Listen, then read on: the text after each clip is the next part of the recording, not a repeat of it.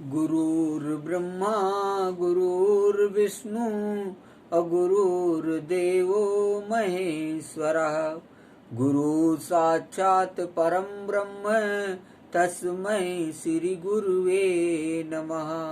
अखण्डमण्डलाकारं व्याप्तं येन चराचरं तत्पदं दर्शितं येन तस्मै श्री गुरुवे नमः। ओंकाराय विद्महे भवताराय धीमहि तन्नः प्रणवः प्रचोदयात्। ओंकारं बिंदु संयुक्तं नित्यं ध्यायान्ति योगिनः कामदं मोक्षदं च ओंकाराय नमो नमः। ओम त्रिवेणीं माधवं सोमं भरद्वाजं च वासुकिं वन्दे अक्षयवटं शेषं प्रयागं तीर्थनायकम्। ओम तीर्थराजाय ते नमः। ओम सर्वमंगल मांगल्ये शिवे सर्वार्थ साधिके शरण्ये त्र्यंबके गौरी नारायणी नमोस्तुते। वर्णनम शंगानां रसानां छंदसां मंगलानां च कर्तारो वंदे वाणी विनायको। गाइए गणपति जगवंदन शंकर सुवन भवानी नंदन सिद्ध सदन गजवदन विनायक कृपा सिंधु सुंदर सबलायक।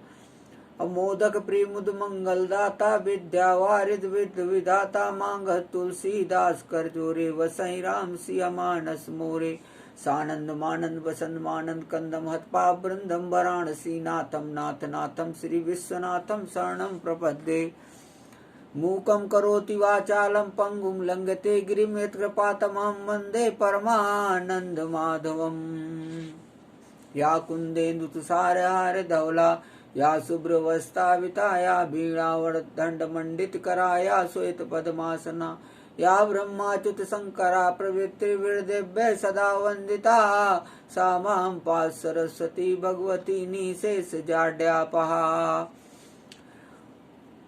गोवर्धन धरम वंदे गोपालम गोपरूपम गोकुलोत्सवम् ईशानं गोविंदम गोपिका प्रियम। हे राधे विश्वानुभूपतने गंधर्विके राधिके। हे कृष्णानन पंकज भ्रमर के कृष्ण प्रिय माधवी। हे वृंदावन नागरी गुणनिधे दामोदर प्रेयसी। हे श्री ललितादिके प्रियसखी प्राणादिके। पाहि मां शरणागतं पाहि मां शरणागतं पाहि मां शरणागतम्। ओम क्लीं कृष्णाय गोविंदाय गोपी जन्वल्लभाय स्वाहा। आकाश तारक लिंगे पाताल हाटकेश्वर मृत्युलोके महाकाले लिंग त्रय नमोस्तुते। ओम श्री महाकालेश्वराय नमः। ओम मम महाकालेश्वराय नमः। ओम ह्रौं जूं सौं भूर्भुवः स्वं त्र्यंबकं यजामहे सुगन्धिं पुष्टिवर्धनम्। उर्वारुकमिव वन्दनान् मृत्योर्मुक्षीयमामृतात्। ओम स्वाहा ओम भुवः ओम भुः ओम सः जूं ह्रौं गों मृत्युंजय रुद्राणकंठाय शंभे मृतेशाय सर्वा महादेवाय ते नमः। ओम नमो भगवते बुटकाय आब्दुद्धारकाय कुरकुर बटकाय हौं ओम। ओम नमो भगवते आंजनेयाय महाबलाय स्वाहा। ओम राम रामेति रमे रामे मनोरमे सहस्रनाम तातुल्यम राम नामो अरानने। ओम राम रामाय नमः। ओम रामचंद्राय नमः। ओम रामभद्राय नमः। ओम रामचंद्रेति ओम रामभद्रेति। मां बिरछे रकुलनायक धृतपरचा प्रचिरकर सायक। ओम हंसा सोहम हंसा शिवा हंसा शिवा सोहम शिवोहम शिवोहम शिवोहम शिवो भूत्वा शिवमजेत। सम करोति शंकरा कल्याण करने वाले शंकर हैं। बोलो शंकर भगवान की जय। विष्णु जनार्दन पद्मनाभ प्रजापति चक्रधर विक्रम नारायण गोविंद मधुसूदन नरसिंह जलाशाही वराह रघुनंदन वामन माधव। बोलो ओम दामोदराय नमः। ओम नारायणाय नमः। सर्वप्रथम ब्रह्मलीन शंकराचार्य आत्मनायक अनंत विभूषित जगत गुरु स्वामी माधवानंद सरस्वती महाराज जी के चरणों में कोटि कोटि नमन है। उसके उपरांत सनातन धर्म सम्राट ब्रह्मलीन स्वामी कृपात्री जी के चरणों में कोटि कोटि नमन है। परम पूजनीय प्रातः स्मरणीय हमारे दीक्षा गुरु परमहंस ब्रह्मलीन अत्रि मुनि महाराज जी के चरणों में कोटि कोटि नमन है। सनातन धर्म को पूरे विश्व में पराकाष्ठा पर ले जाने वाले आदि गुरु शंकराचार्य जी के चरणों में कोटि कोटि नमन है। आइए 3 बार हरिओम तत्सत करते हैं। हरिओम तत्सत, हरिओम तत्सत, हरिओम तत्सत। विगत कई दिनों से अमर कथा ओंकार की चल रही है। ओंकार कथा का आज जो है 39वां दिन है। 38 दिन हो चुके हैं, आज 39वां दिन है। मैंने सोचा कि क्यों ना वीडियो बना करके फेसबुक और यूट्यूब पे डाला जाए, क्योंकि बहुत लोग फेसबुक पे लाइव में नहीं देख पाते हैं। तो हमने सोचा यदि फेसबुक और यूट्यूब पर वीडियो बनाकर डाला जाए अमर कथा ओंकार की, तो वो ज़्यादा श्रेयस्कर होगा। तो उसी कड़ी में आज कथा का 39वां दिन है। कल मैंने कथा को विश्राम करते वक्त हमने दत्तात्रेय जी के 24 अवधूत दत्तात्रेय जी के 24 गुरुओं के बारे में बताया था कि अवधूत जी ने जो 24 गुरु बनाए उनसे क्या क्या शिक्षा ली। और आपको पता है ये कथा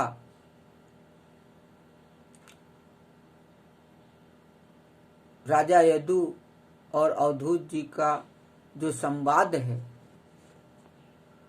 वो श्रीमद् भागवत महापुराण के 11 स्कंद में आता है, जहाँ पर भगवान कृष्ण उद्धव जी से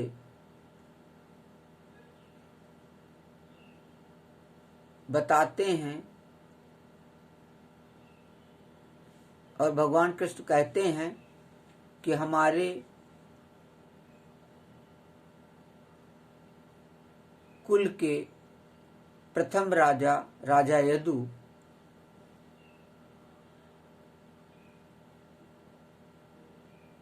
और अवधूत जी के बीच में जो संवाद हुआ है उसका कथानक विस्तार पूर्वक भगवान श्री कृष्ण उद्धव जी को बताते हैं। और आपको पता है कि ये सारी बातें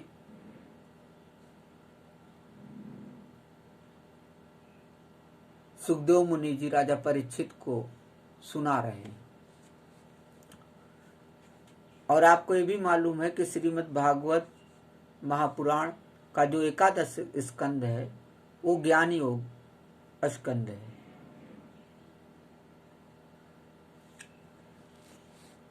तो राजा यदु और अवधूत जी के बीच जो संवाद होता है उस संवाद में ये कथानक आता है कि राजा यदु ने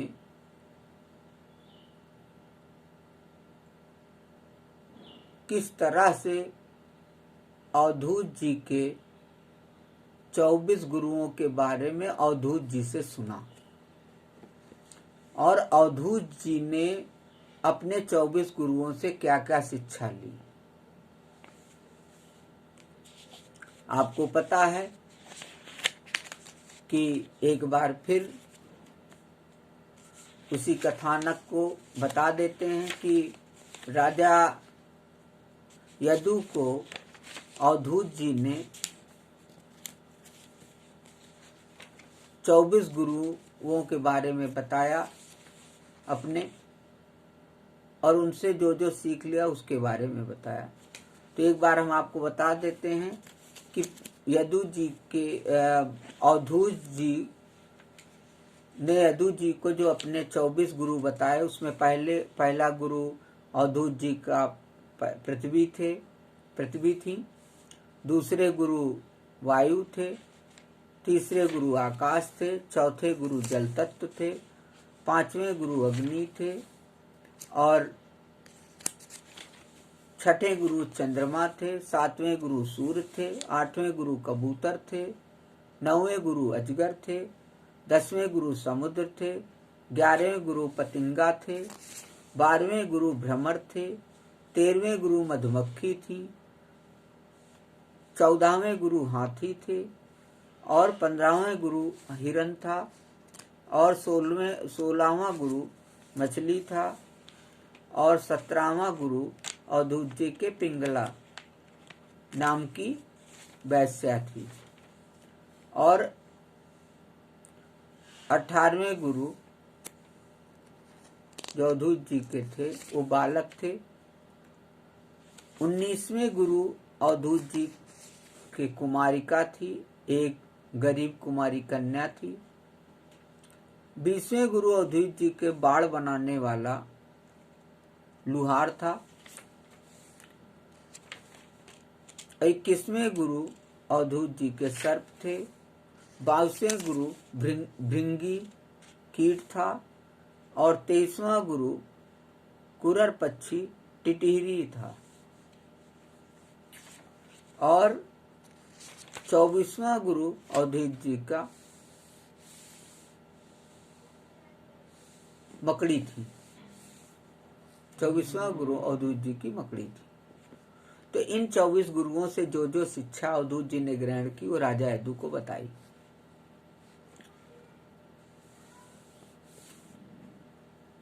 और अपने प्रसन्नता आनंद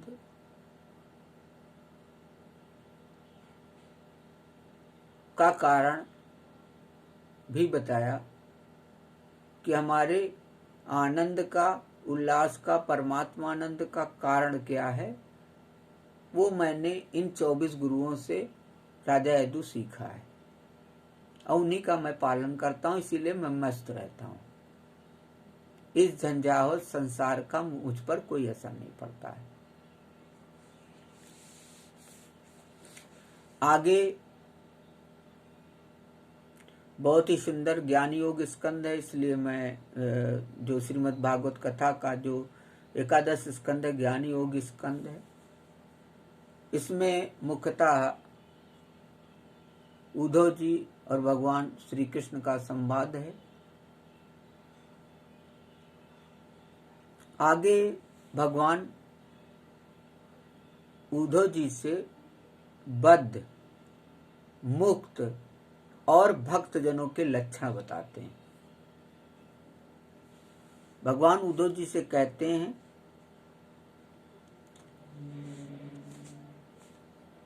जिनका जीवन अहम और वासना से मुक्त होकर चलता है वे बद्ध हैं, वे कर्मों से बंधते हैं, पर जो अहम और वासनाओं से मुक्त होकर जीवन जीते हैं वे मुक्त हैं, उनके कर्म बंधनकारी नहीं होते।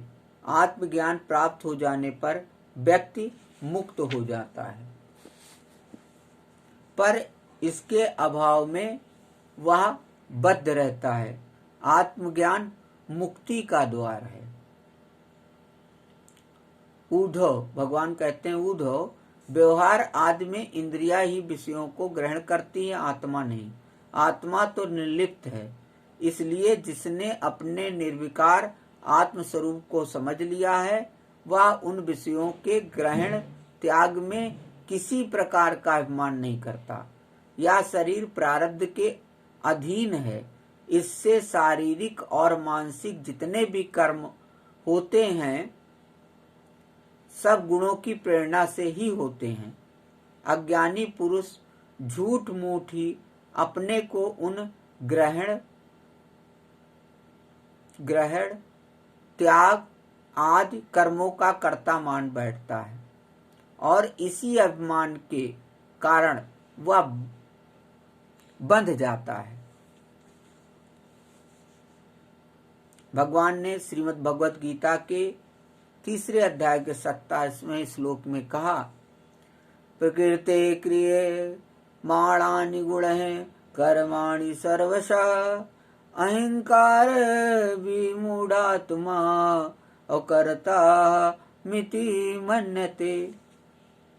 अर्थात वास्तव में संपूर्ण कर्म सब प्रकार से प्रकृति के गुणों द्वारा किए जाते हैं, तो भी जिसका अंतःकरण अहंकार से मोहित हो रहा है, ऐसा अज्ञानी मैं करता हूँ ऐसा मानता है। विवेकी पुरुष समस्त विषयों से विरक्त रहता है। वह सभी क्रियाओं में प्रकृति के गुणों को ही कर्ता मानता है। गुण ही सभी कर्मों के कर्ता भोक्ता हैं। ऐसा जानकर विद्वान पुरुष कर्म वासना और फलों से नहीं बनते। आगे भगवान उद्धव की भक्ति की महिमा बताते हुए कहते हैं कि उद्धव, मुक्ति भक्ति से मिलती है और भक्ति सत्संग से प्राप्त होती है। सत्संग, जिसे भक्ति प्राप्त हो जाती है वह मेरी उपासना करता है, मेरे सानिध्य का अनुभव करता है, वह मेरा ही चिंतन करता रहता है। मेरे निरंतर चिंतन से उसका अंतःकरण शुद्ध हो जाता है और वह मेरे परम पद को प्राप्त हो जाता है। फिर उद्धव ने भगवान से भक्त के लक्षण पूछे।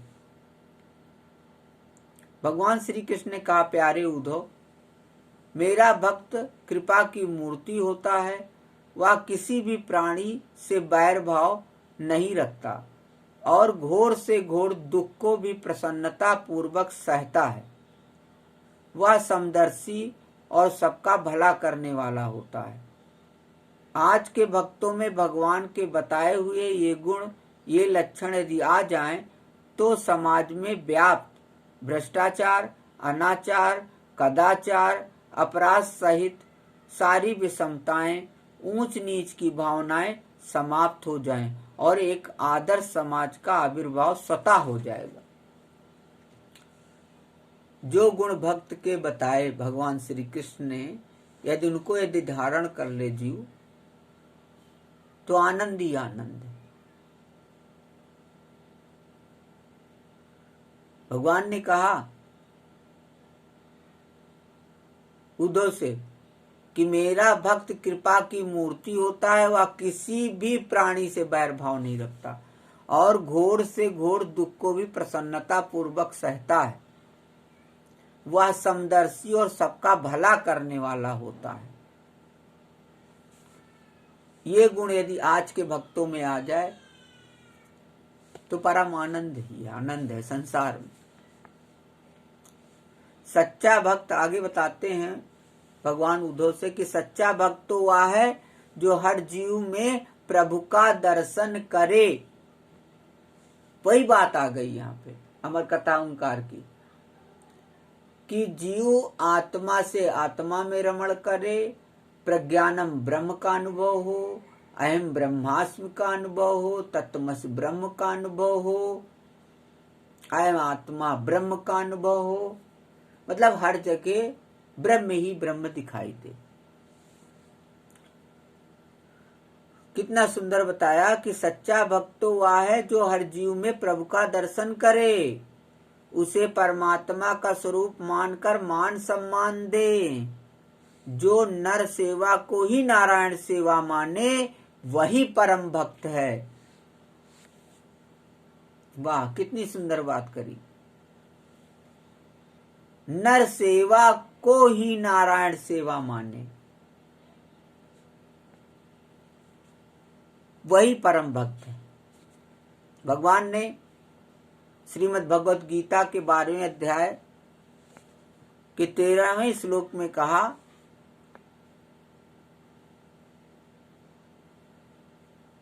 अद्वेष्टा सर्वभूतानां मैत्रः करुण एव च निर्ममो निरंकारः समदुख सुखा क्षमी। अर्जुन, मेरे भक्त, मेरे प्यारे होने की पहली शर्त पात्रता यह है कि उस व्यक्ति का किसी भी प्राणी से, किसी भी जीव से कोई बैर ना हो। कहाँ ऐसा हो पाए? तो आज का युग देखा जाए, वर्तमान युग में, तो यहाँ घर ही में लोगों का एक दूसरे से बैर है, माता पिता में बैर है, पिता पुत्र में बैर है, पत्नी पति में बैर है, भाई भाई में बैर है। यहाँ भगवान ने कहा कि वही मेरा सच्चा भक्त है। अर्जुन, मेरे भक्त, मेरे प्यारे होने की पहली सत्य पात्रता यह है कि उस व्यक्ति का किसी भी प्राणी से, किसी भी जीव से कोई बैर ना हो और कोई द्वेष ना हो। उसके मन में जीव मात्र के लिए करुणा हो, वह अहंता ममता से दूर हो और सुख दुख में संतुलित रहता हो और पूरे विश्व में भाईचारा, शांति एवं सद्भाव लाने के लिए भगवान के इन सूत्रों, इन महामंत्रों को हर व्यक्ति तक पहुंचाए।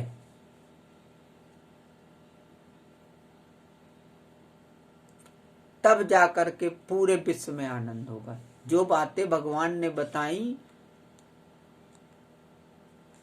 इन बातों को एक जीव दूसरे जीव तक पहुंचाए पूरे विश्व में, तब आनंद होगा, तब शांति होगी, तब सदाचार की स्थापना होगी। कहने का मतलब, संसार का हर जीव एक दूसरे से प्रेम करे, बैर भाव न रखे। बोले सनातन धर्म की जय। ऐसा है सनातन धर्म, किसी से बैर भाव नहीं सिखाता।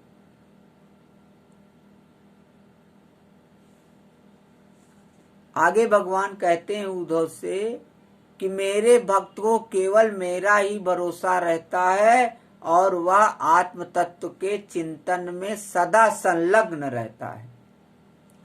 वह स्वयं तो कभी किसी से किसी प्रकार का सम्मान नहीं चाहता, परंतु दूसरों का सम्मान करता रहता है।